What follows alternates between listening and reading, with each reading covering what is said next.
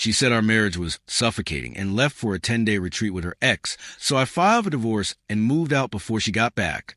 She returned to fix things, but I was already gone for good. I never thought I'd be the kind of man typing something like this out for strangers online. But life does that thing where it flips itself inside out right when you think you've got a decent handle on it. My wife, well, ex-wife now, Amanda came home one random Tuesday night with this glowing, breathless energy like she'd just been handed the secret to eternal happiness. She tossed her purse on the counter, stared at me with this faux spiritual intensity, and said she needed to reclaim her creative essence. I thought she meant she wanted to sign up for a painting class, or maybe rearrange the living room again. Instead, she told me she was leaving in 2 days for a 10-day mindfulness and pottery retreat in the Colorado mountains. My first reaction was confusion. Amanda was an artist. She wasn't even someone who got her hands dirty gardening. I'd never seen her show interest in clay except by expensive ceramic dishes from boutique stores. But she spoke about this retreat like it was some divinely orchestrated calling, like a cosmic voice had whispered in her ear that she needed to abandon responsibilities, schedules, and apparently me. I reminded her, gently, that our anniversary dinner reservation at Astoria had been booked for months. It was where I proposed, where we celebrated every milestone, where every server somehow remembered us. She waved it off as if I'd mentioned a dentist appointment. Real love, she said, supports personal evolution. Anniversaries are just numbers. And honestly, that stung more than I let on. She even brushed off a major work project she'd been obsessing over for weeks. Mood boards, color palettes, client briefs. Our living room looked like a design studio exploded. Suddenly, none of it mattered. Deadlines are illusions, she said. Creativity isn't linear. But what really made my stomach twist was how she kept mentioning a name, Ryan. He was her firm's creative strategist, the guy she talked about way too much lately. I always brushed it off as coworker admiration, but hearing his name pop up while she described his awakening felt off. I'll admit it. Something in me tightened. She talked about his retreats, his philosophies, how he lived spontaneously. She made him sound like some enlightened nomad floating above the rest of us plebeians who paid mortgages and cared about things like bills and commitments. Still, I said nothing. I loaded the dishwasher, nodding like an idiot, while my wife explained why running off alone to the mountains was essential to the survival of her spirit. The next morning, she was packing these brand-new professional pottery tools she'd never once mentioned before. The price tags were still attached. It didn't sit right. And when something doesn't sit right with me, the engineer in my brain kicks into diagnostic mode. While she showered, her laptop sat open, not locked, not even minimized. I didn't intend to snoop. I know everyone says that, but I really didn't. Still, curiosity is a powerful thing when the pieces of your life suddenly stop fitting together. What I found made my blood run cold. Weeks, no months of planning. Email chains about accommodations, aligned spiritual timing, workshop schedules. She'd been researching pottery techniques since early spring. Meditation apps, travel plans, private message threads. She'd been preparing this like some undercover mission while acting like our marriage was fine. But the real punch to the gut came when I found a separate savings account at a credit union I'd never heard of. Over $18,000 stashed away. Every month, I deposited my entire software developer salary into our joint account without question. Meanwhile, she siphoned off her income into a private nest egg. And then came the messages with her college boyfriend. Not Ryan from work. No, someone worse. A guy named Tyler she used to date in those messy, poetic, soul-searching college years. He was apparently the lead instructor of the exact retreat she was attending. Their messages were nauseating. Maybe this is the universe giving us a second chance. I still think about the fire we had. I feel trapped in routine. You always understood the real me. It became very clear the retreat wasn't about self-discovery. It was about testing whether Tyler was still a viable replacement for me.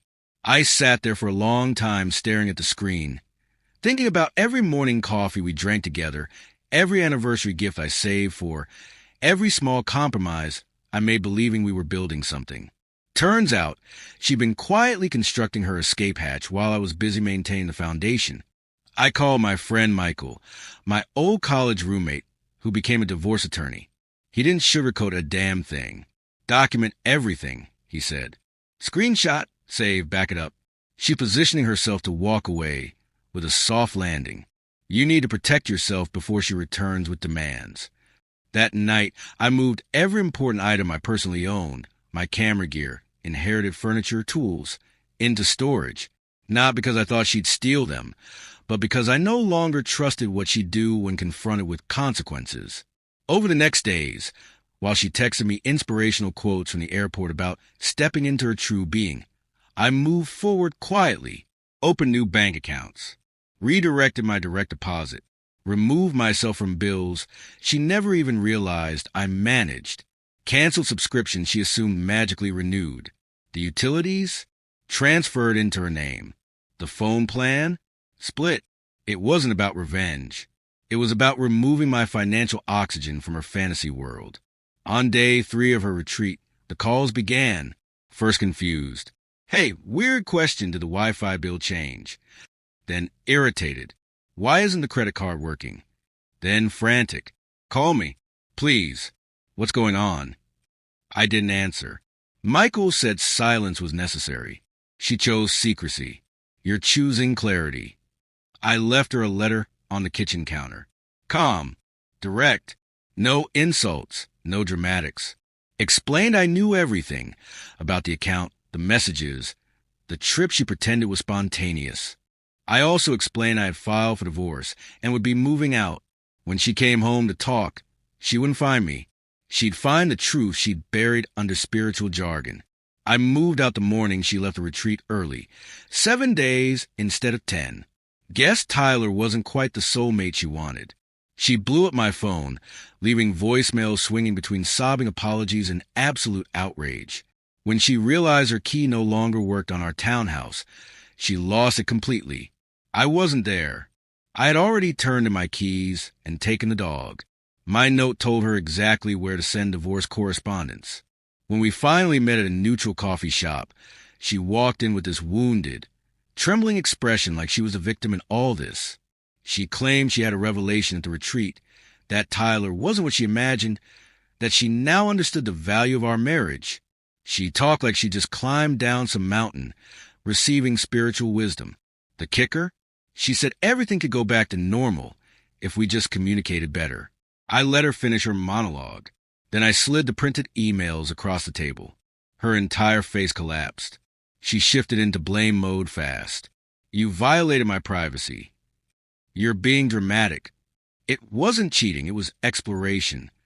She said she was confused and needed space to breathe. Apparently, breathing required rekindling things with an ex who lived in the woods, shaping bowls and whispering about consciousness. She begged for counseling, told me she'd delete the secret account and recommit to us.